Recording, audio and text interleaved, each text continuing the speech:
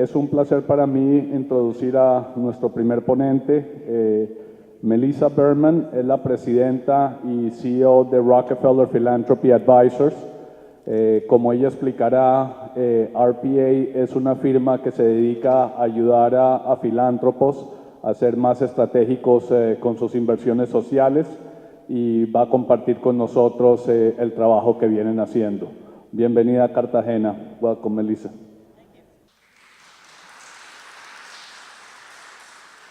Good morning, everyone. I'm going to start the presentation with a brief video, and then I'll go into more of the usual kind of presentation. What I'm going to do this morning is show you a brief video which is excerpted from a program we put together a few years ago that has 3 generations of members of the Rockefeller family talking about their family heritage and their commitment to philanthropy. And I thought that hearing their voices would be a good way for us to start a conversation about how families and individual donors develop their own philanthropy roadmap. So after the video, which is about 5 minutes, I'll give you just a little bit of background about our organization, and then talk about the philanthropy roadmap for a bit, and then I'm very eager to hear your comments and your observations, and if you like your questions also, so I'll hope to leave time for that at the end. All right, so right now, why don't we, as they say, let's roll the video. I guess we didn't say that. So I'm going to come back to some of the lessons and points that the Rockefellers that you heard in this short DVD made. But first, I want to offer my thanks and appreciation to Felipe and to all of you that I've gotten to know over the last day for your warm and enthusiastic welcome. I have learned a tremendous amount in the time that I've spent with you and look forward to learning more. I want to tell you just a little bit about our organization. Maybe I don't.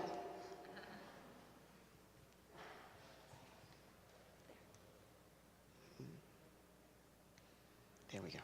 Thank you. Despite my fondest wishes, I am not actually part of the Rockefeller Foundation. That's a separate organization, sort of second cousin to ours. You heard a little bit in this video about how it was founded in the early 20th century. Our organization was developed by the Rockefeller family personally. It was their family office.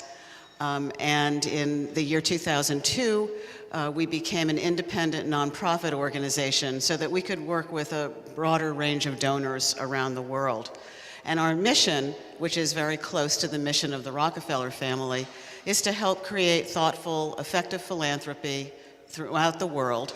And so we've become a nonprofit advisory and management service working with donors in the US, Europe, Asia, Middle East, Latin America, et cetera.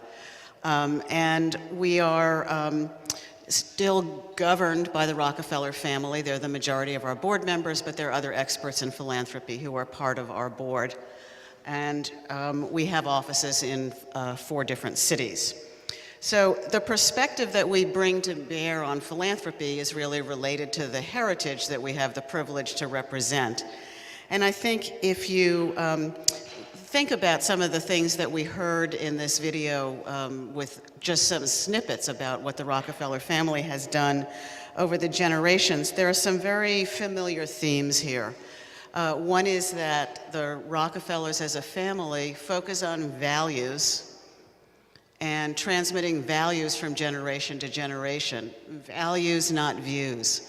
And what that means is that from one generation to another in this family, what's important is that all family members have some kind of commitment to public service through philanthropy, through serving various roles in the government and other kinds of civic organizations. But it tends not to be in any way required of family members that they be personally passionate about the same issues that their parents are. So you often find a father who is very deeply involved in environmental funding and a son who is deeply involved in microcredit and microfinance. And from the point of view of this family, that's a success.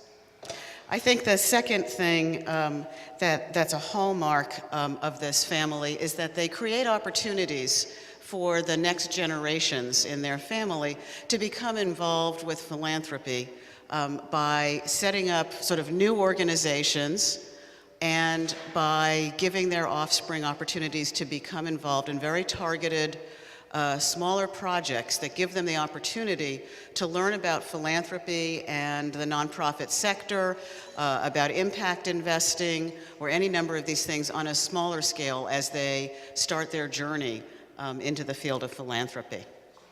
And I think their philanthropy is successful, and the list of organizations you see scrolling up at the end that have endured over nearly a century is successful because they take a very long-term perspective about the kinds of change they're trying to make in the world, and because they have a great deal of respect for the organizations and people that they're supporting and treat them as real partners, and because, as David Rockefeller himself said, they become very involved in the organizations and the causes and the groups that they're supporting. And I think all of those are lessons that we bring to bear and that we have found resonate and work successfully with many families and many foundations throughout the world. Recently, we began to work on a whole series of guides. It just doesn't seem to like me, this toy.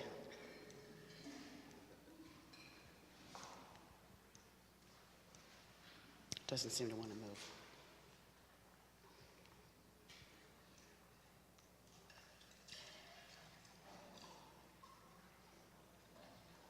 You want me to do it?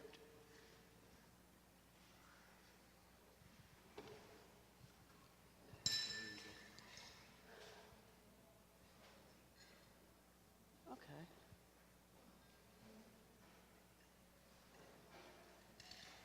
Okay.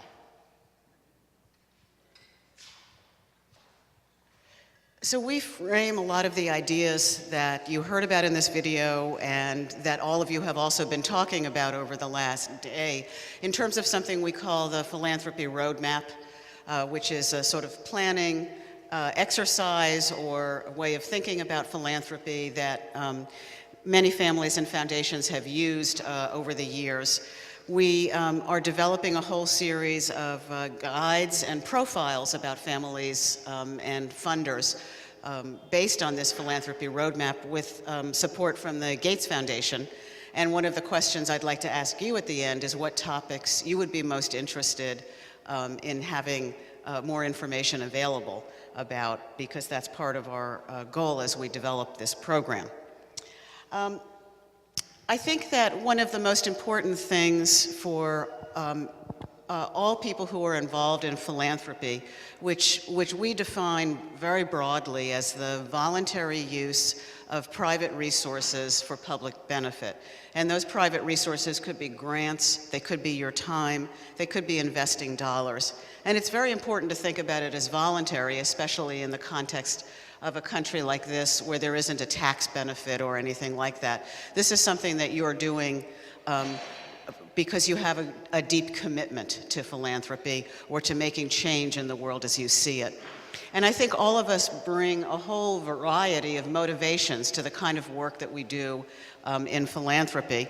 And some of it has to do with, for example, the faith in which we are raised. I mean, how many of us were brought up in a faith that emphasized you're having a responsibility to help those less fortunate? Most of us, right? How many of us came out of a kind of family where you heard your parents, your grandparents, or other respected members of your family talk about a sense of responsibility, or that you should think about others who are less fortunate and that you should do something about it? Right.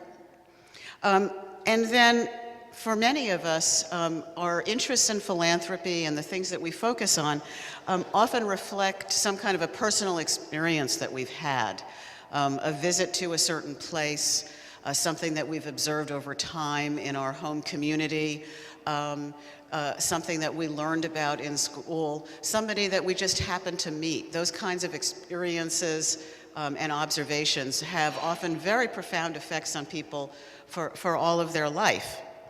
And so that's another important motivation. And I think for many people, the idea that that philanthropy and what they're going to do with those resources is going to become part of their legacy is very, very important. That oftentimes it means more to them than the legacy that they may have created through their work in the business sector or other kinds of professional achievements. That this is what they think will, in many ways, live on long after whatever their corporate achievements are. And for many people also, philanthropy is something that they seek to have their family involved in. It's a source of connection among family members and a way to transmit values from one member of the family to another, from one generation to another, and to be able to imagine that your values and your perspective can live on even in generations so far in the future that we can't imagine them. So all of those kinds of things are part of what brings people to philanthropy. And most people look at this and see a combination of motivations in what's bringing them to philanthropy. And we feel it's important to understand those motivations because I think if you don't have a clear sense of what the visceral ideas are that are driving you to do philanthropy, you may not have the kind of success and long-term commitment to it that you want. It may not lead you to have a sense of fulfillment. And that's important because, of course, philanthropy is voluntary, and I would hate for anybody to quit in the middle. But some of these motivations can be difficult to balance. Often, in particular, people who are very passionate about a particular issue area find that they have to make a choice between their philanthropic mission, which may have to do, for example, with education, and their family mission, which may have to do with involving their adult children, because as it happens, what their adult children are most interested in is the environment. And a choice may need to be made about how resources are going to be allocated, whether it's to focus on the founder's core issue or whether it's to engage the next generation and allow them to see themselves in the philanthropy in a way that matches their motivations. So those are some of the issues to think about, and it's very helpful for families to be able to talk about some of these kinds of motivations and experiences and the stories in particular that lie behind a lot of these motivations.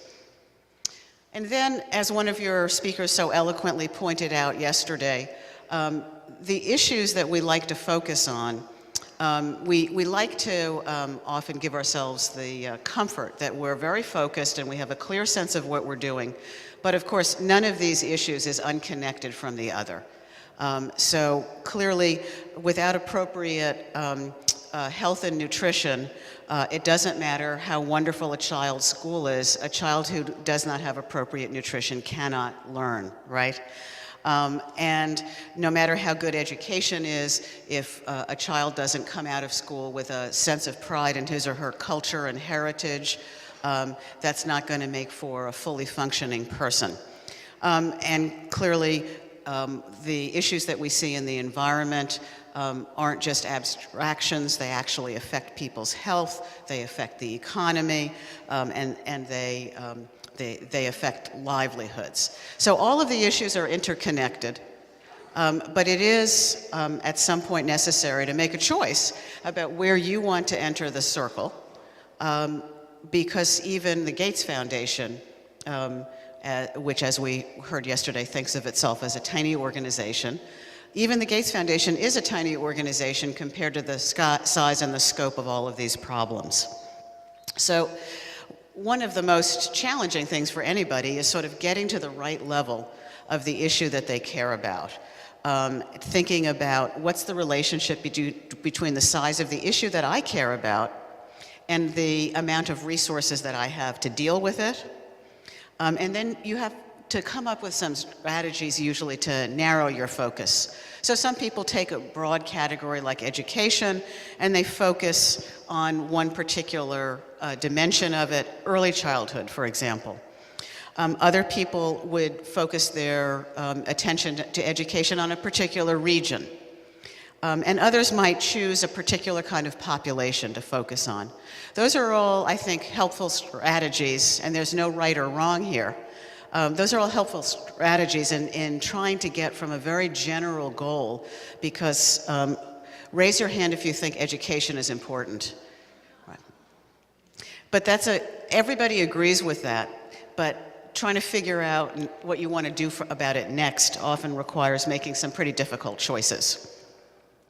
I think the next task that serious philanthropists have to think about is figuring out what their strategic approach to the issue is going to be. Cole talked about that a little bit yesterday also. And from our perspective, it's a matter of asking a fairly simple question. What problem are you trying to solve, and how do you think it gets solved?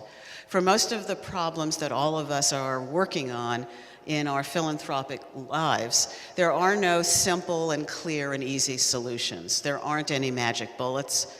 There are many smart people in this room and in many other rooms, and if there were simple, clear answers to all of these issues, we wouldn't have to have this meeting. So most people have to come up with some kind of what's really more of a theory than an actual fact about how they think change is going to happen. And often there's a great deal of personal choice involved in how you come up with that strategy. We all have, locked in us an innate sense of how we think change happens. And some of it is based on what's rational, and some of it is based on some of our fundamental beliefs about the world and about change and about how human beings are together. So you want to think about what the various ways are that you think this problem gets solved. For example, if you're, for thinking about poverty, there are some people who believe that the route out of poverty is education. And there are other people who believe that the route out of poverty is connection to income-producing activities. And then there are others who believe that the route out of poverty absolutely requires health first. And if you don't address that, there's no point in talking about education or income-generating activities. Those are all theories about how poverty can be alleviated. And there are great arguments for and against either of those as the number one driver. And pretty much at some point, one has to make a choice. And so that becomes the way that you can help sort through the different opportunities that are available to you as a philanthropist. Then you have the next step often in this process is implementing your strategy, which means sort of focusing on the kinds of organizations and projects that you want to put your time and effort and your resources in. And here you have lots of questions about what's the time horizon? Are you going to be doing this in an intense way over 5 or 10 years? Do you plan to start slowly and build up over time? Are you thinking of creating an entity that's going to be attacking this problem for multiple generations because you think it's going to take a very long time to solve this problem? And then how much, among other things, how much risk are you comfortable taking?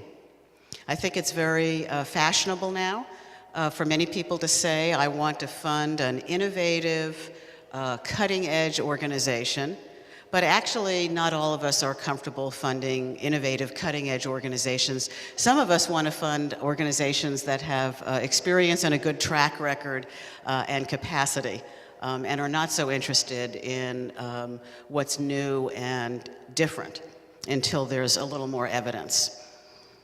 So, for example, if you're looking to combat poverty through education, your decision might be that you want to invest in the most direct beneficiaries of education, the children themselves, and you might be funding scholarships. Other people are focused much more on advocacy. They want to work on some of the kinds of really complex initiatives that Laura talked to us about yesterday, where there are multiple stakeholders trying to work with the public sector and many institutions to create fundamental change in how the whole school system works. And some people focus on the whole idea of the capacity of the educational system by, for example, supporting the training of teachers, and because each teacher over his or her lifetime is going to touch hundreds, if not thousands, of students. And finally, some people want to fund interesting new models in education that they hope could be replicated elsewhere. And those are all valid approaches. Each of them has its own, advantages and disadvantages, but they're all valid examples and ways to approach making change happen. One of the most puzzling parts about philanthropy these days is the question of impact.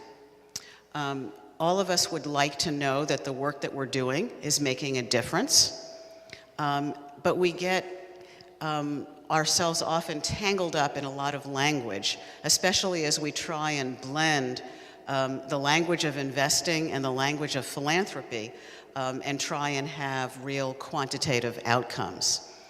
And so we are often confusing ourselves and end up, in essence, asking the question, well, if I buy a tractor on Thursday, how much will it change worldwide farm productivity by next Friday?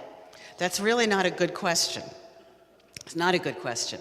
And so we need to sort of have a sense of what's the size of the problem, what's the size of our intervention, and what period of time are we talking about here, and where are we looking to see the impacts. In many ways, you can get very good and very clear results if you focus clearly on what the program is trying to do and how people are affected by the program. That doesn't tell you whether you've solved the problem or not. But the sad truth is, by and large, by next Thursday, not one of us is going to have solved any one of the serious problems that we've been talking about here. But you can look for the appropriate kinds of milestones and accountability along the way. And you can have a sense of how you'll start to see impact over time on the kinds of issues that you care about. I think the last area that we want to talk about briefly has to do with involvement. And this brings us sort of full circle back around to the whole issue of the motivations that people bring to this work. One of the most important questions to think about as you start to plan your philanthropy or develop your programs in philanthropy is, who do you want to have around the table with you? Who are going to be your partners? For some people, the people they want to have around the table working with this on them are their family members. They want this to be something that involves the family. They want to start involving children and grandchildren, even in their teenage years, and in some cases even when they're, as young as 8 or 10 years old. For other people, they want their partners to be other organizations that are working in this space. They want to work very collaboratively. And other people are much more committed to creating something themselves, which is a way to enact their vision that they want to shape, and they don't really want any other decision makers at the table.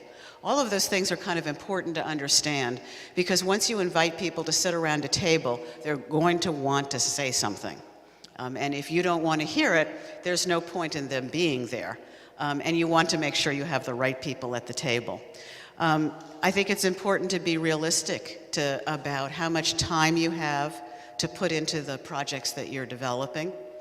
That amount of time may wax and wane as other things in your life develop, but it's important to be clear-eyed about that, about what you want your role to be, about how public or private you want to be, and about what other kinds of expertise you have to contribute besides financial expertise. Your business connections, your capacity to bring other people to the table, your ability to make the issue have a higher profile in your society. All of those things are part of what your involvement is.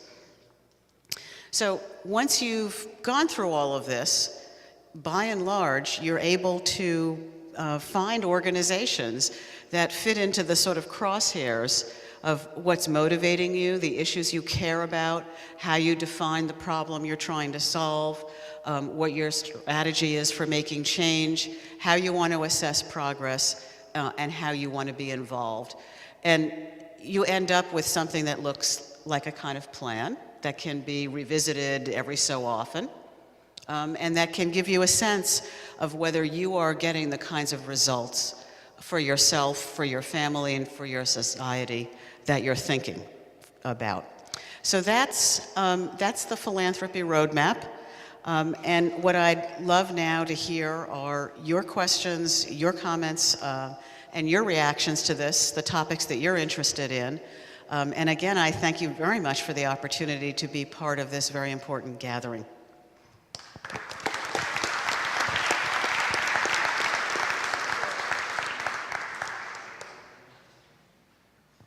I should mention also that I teach a course on philanthropy at Columbia Business School, and if nobody asks questions, I'm perfectly comfortable calling on people, whether they want to or not.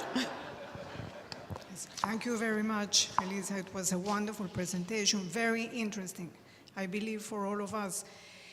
I wanted to ask you a little bit more about your organization. Do you advise other philanthropic organizations? Do you advise families? Could you talk to us a little bit about your work? Sure. We're a team of about between 35 and 40 people, and we work with individuals, families, family foundations, corporate foundations, and also some of the foundations that are really, at this point, independent of their founder and professionally staffed. And we provide strategic planning. We do research on issues, and for some families, we actually act almost as if we're their foundation's staff. They want some additional resources. They don't want to hire full-time foundation staff, and we serve that role for them and actually do all the research. I go on site visits with the family, help them develop new program areas, and assess their results. Thank you. Melissa, I have a question about the Giving Pledge. You know, Felipe mentioned yesterday that there's about 70 billionaires so far. When they launched it, they wanted to get to $600 billion of additional pledges. Probably at the rate things are going, they may exceed that. How do you see, individual members spending that kind of money, especially those that haven't done it before in such a large scale? And to what extent do you see members of that pledge looking for opportunities outside the US or outside the developed world into countries like Colombia or Latin America? That's a great question. I think that the Giving Pledge, and we've had the opportunity to work with the Gates Foundation as some of that was evolving, but so we have a little bit of background on it. The Giving Pledge is actually very, very broadly defined. The commitment that Bill and Melinda Gates and Warren Buffett are asking of billionaires is that they commit that at some point half of their financial resources will be dedicated to philanthropy. But they don't actually ask anybody to do that at any certain point in time. And many of the philanthropists or many of the pledgers will be doing this really by leaving resources in their estate into a foundation that might spend out over a very long period of time. So I don't think that there's necessarily going to be a rush of billions of dollars of new resources flowing into the philanthropic or impact investing sector over a very short period of time. I mean, it would be wonderful if that were to happen as long as it were done well. But for many of these donors, this philanthropy is going to be executed over, many, many decades. Many of the donors who have pledged initially in the U.S. are focused. The majority of their philanthropy is focused in the U.S., but that's not true of all of them. Clearly, people like Soros, Chuck Feeney, and many others have a much more international perspective. And I think that as the people who are part of this giving pledge get the opportunity to spend more time with one another, they just had their first meeting together last week in Arizona, and as billionaires from other parts of the world begin to join in the process, they will start to have the opportunity to become more involved in philanthropy outside the U.S.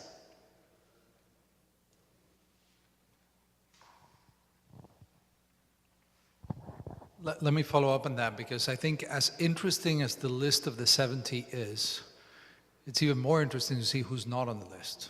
Would you like to address that? Oh, let me try to not answer that question and still speak out loud. Yes.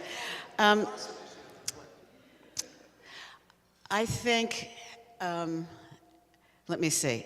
I have certainly talked to a number of people who could take this pledge who are not comfortable with the idea.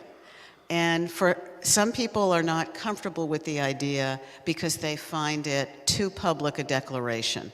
Even though they are well-known philanthropists, and in many cases may be more than fulfilling the terms of the pledge in their day-to-day lives now, the idea of signing a document kind of thing and joining a list of people and putting their name out in public, all of those things make them very uncomfortable. And clearly for many significant donors outside the United States, which has much more of a culture that celebrates the recognition of philanthropy than almost any country on the planet, for many donors outside the US, it's a very uncomfortable kind of idea. And then I think other people are just holding back and waiting to see what happens with this. But I think in many cases it's the idea that joining this group just doesn't appeal ethically to people.